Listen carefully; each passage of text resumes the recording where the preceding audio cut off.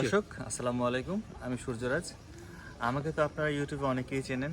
আমি কন্টিনিউ কাজ করে যাচ্ছি সে অনেক বছর যাবৎ।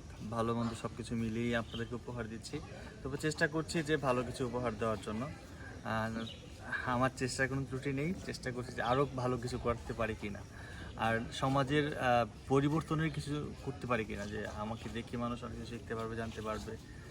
আমি নেগেটিভ ক্যারেক্টার করি, পজিটিভ ক্যারেক্টার করি, সব কিছু মিলিয়েই হিরো করছি। তারপরেও একটা কথা হচ্ছে যে আপনারা নাটকটা দেখবেন, এই নাটকটা বিশেষ করে, যে আজকাল সমাজে যেরকমটা হচ্ছে যে ছেলেমেয়েরা বড় হওয়ার পর বাবা মাকে ভুলে যায়।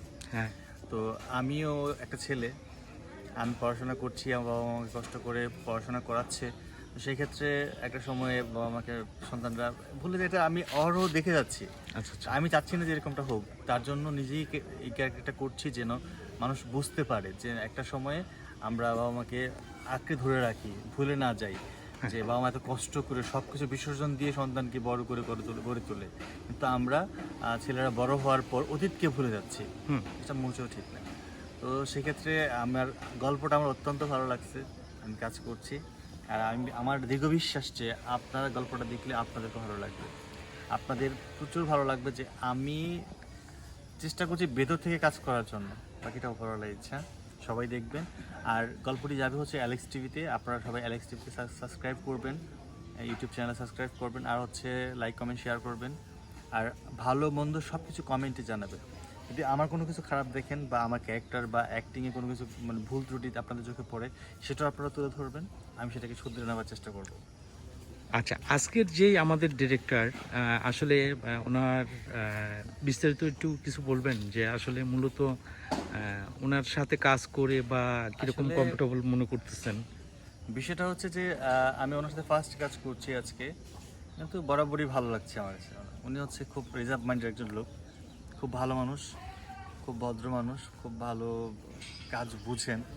আমাদের ফিল্মের লোক, আমি ফিল্মের ছেলে। তো ফিল্মের লোক হিসাবে উনি যেভাবে কাজ করছেন, ধরে কাজ করছেন, আশা করি কাজটা খুবই ভালো হবে। কিন্তু আমাদের বর্তমান যুগে যেরকম কাজ করে সবাই, যে ধর্মার কাট, ওরকমটা না। খুব স্লোলি মানে এবার থেকে মানে রিল্যাক্সে কাজ হচ্ছে, যে কোনো প্যারা নেই। আর বিশেষ করে আমাদের যে লোকেশনটা গল্পের স্বার্থে বা গল্পের অনুযায়ী যে লোকেশনটা, এই লোকেশন আপনার কিরকম কি মানে? লোকেশনটা তো সবার পরিচিত মনে হচ্ছে, ডাক্তার বাড়ি। আমাদের যারা কাজ করে, আমাদের যারা টেকনিশিয়ান থেকে শুরু করে আর্টিস্ট যারা আছে, সবাই চেনে ডাক্তার বাড়িতে কাজ করছি আমরা।